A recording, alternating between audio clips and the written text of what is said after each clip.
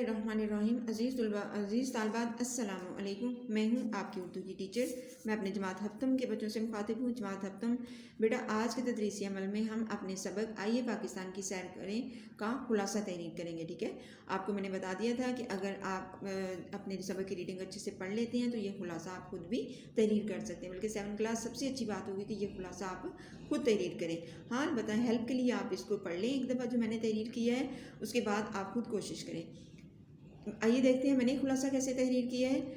पाकिस्तान का क़याम 1947 को अमल में आया। पाकिस्तान हमारा सूबा जो कब पाकिस्तान हमारा मुल्क जो है ये कब वजूद में आया? 1947 में इसका क़याम अमल में आया।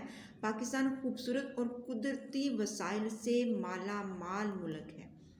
यानी पाकिस्तान खूबसूरत है और कुदरती वसाइल यानी अल्लाह ताला ने नेचुरल जो चीज़ें हमें अल्लाह ताला की तरफ से जो हमें चीज़ें अनायत की गई हैं, हमारे पास खूबसूरत पहाड़ हैं, खूबसूरत सहरा हैं, खूबसूरत ज़मीनें हैं, सरखेज़ ज़मीनें हमारे पास हैं। इसके अलावा हमारे पास मादनियात के ज़खायर हैं बहुत ज़्यादा, हमारे पास समुंदर है। तो ये सब क्या है? हमारे पास कुदरती वसाइल हैं और ये इससे हम क्या है माला माल। यानी हमें आप दुनिया में देखिए कौन सी ऐसे मुल्क है जिनमें दरिया भी नहीं है, दरिया भी नहीं होते, जिनमें जैसे सऊदी अरब है उसमें आपको पता है दरिया, उसके अलावा अफ़गानिस्तान जो है उसमें समुंदर नहीं है, और बहुत सारी कंट्रीज़ ऐसे जिसमें सारी हमारे पास 4 मौसम है। तो ये सब कुदरती वसाइल जो हैं ये हमारे लिए, हमारे मुल्क को क्या करते हैं, हमारी इस ज़मीनी वसाइल के लिहाज से हमें दौलत से माला माल करते हैं। ये सफ़ेद ग्लेशियर्स, बेटा ग्लेशियर्स होते हैं जहाँ पे सारा साल बर्फ़, कई सालों से बर्फ़ जमी रहती है। ग्लेशियर्स क्या होता है? यहाँ पे सिर्फ बर्फ़ ही बर्फ़, वो बर्फ़ जमी रहती है। फलक बोस पहाड़, बिल्कुल दुनिया की दूसरी बुलंद तरीन चोटी जो है वो हिमालय, उसके अलावा पहाड़ी सिलसिले, तीनों पहाड़ी सिलसिले को, हिमालय को, हिंदू कुश को, कराकोरम जो है हमारे पास मौजूद हैं। और दुनिया की दूसरी बुलंद तरीन चोटी, इसके अलावा दुनिया की 9 बुलंद तरीन चोटियाँ जो पाकिस्तान में हैं।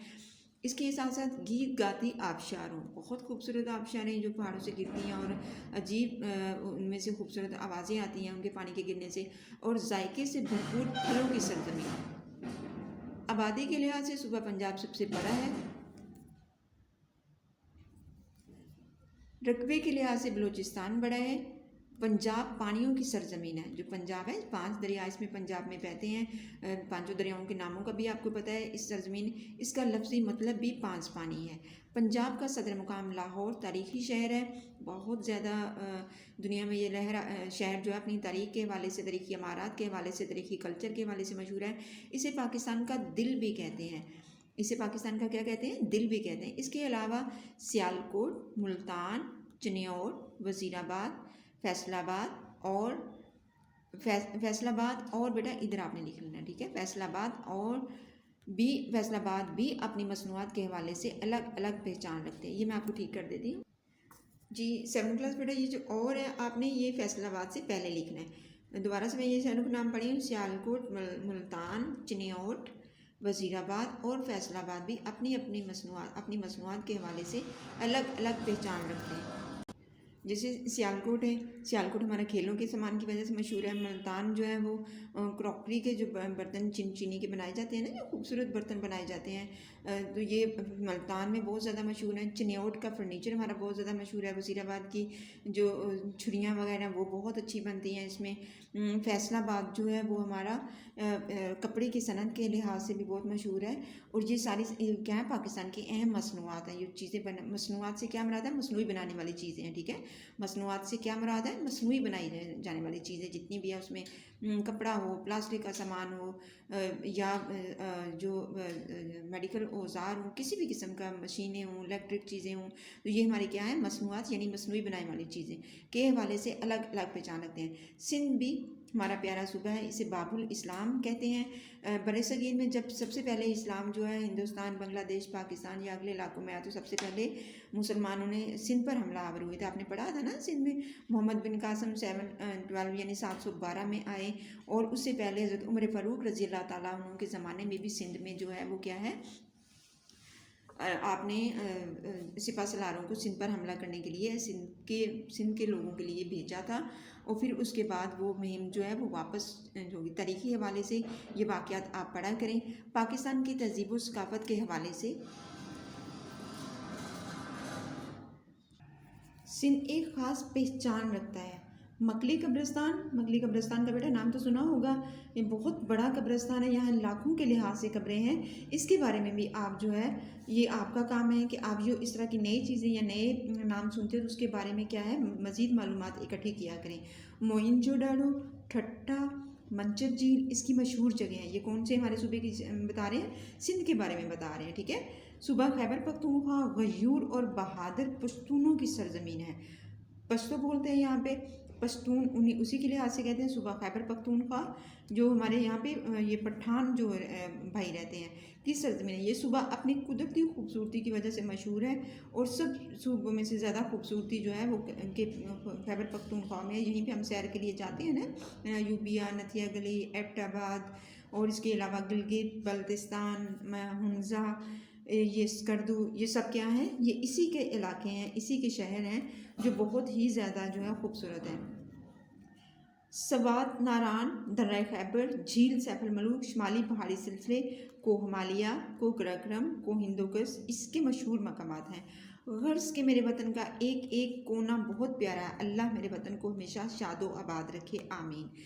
7 کلاس بیٹا یہ آپ کا خلاصہ ہے، آپ نے اس کے خلاصے کو خوش خط تحریر کرنا ہے۔